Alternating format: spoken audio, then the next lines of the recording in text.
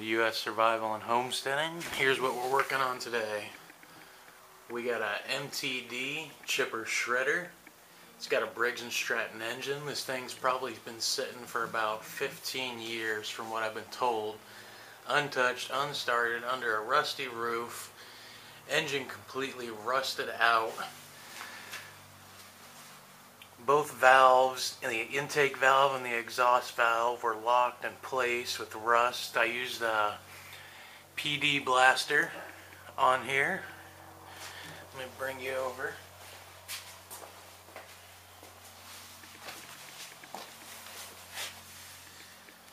I used some of this PD blaster penetrating oil to get a lot of the stuff free. This stuff works a lot better than WD-40. Kind of makes WD-40 seem like molasses. And I hate to say that, but when it comes to removing rusty stuff, that's what you want to go with. And as far as the lubricant grease, I always hit stuff with this afterwards. It helps prevent further rust from coming up in the future. Now, I'm not going to sit here and say that I hate WD-40, because that's definitely not true. As you can see, I use a shitload of WD-40. So, here's what we've been doing.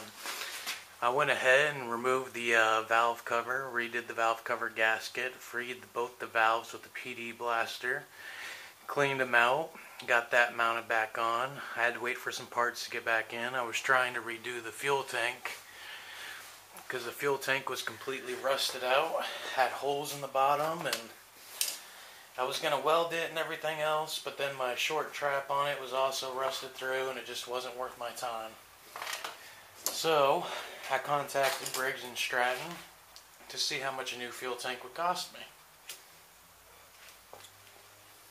A new fuel tank from them was $108 for a 15-year-old engine. I would rather put fuel in a cup than pay $108 for a new little fuel tank for this thing, being as it's a project and don't know if I can get it up and running. So, what I've chose to do, I ordered a new fuel tank, found it on Amazon. Of course, Amazon's a great thing. Found a fuel tank, all my gaskets that I needed, new filter, everything totaled $98 shipped. So it was a great deal. Obviously, going through Briggs and Stratton, going through the dealer, prices are always going to be higher.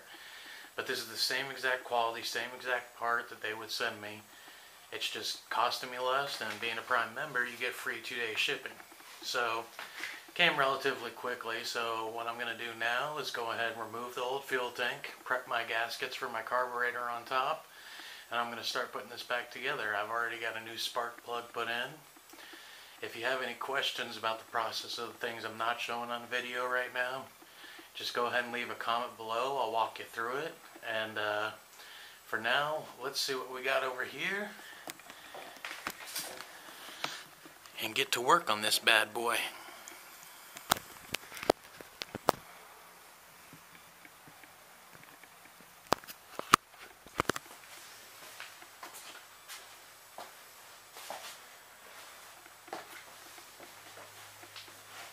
So I got my flywheel on here. The flywheel itself was locked up pretty bad as the engine was locked up.